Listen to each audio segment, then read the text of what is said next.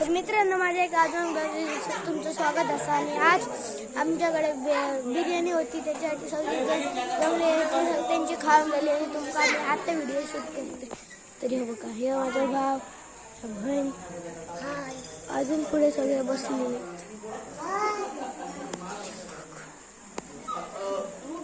ते बघा.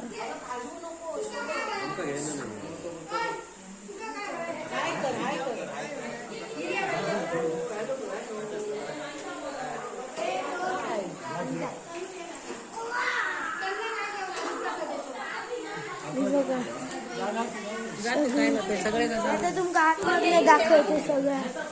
बघा,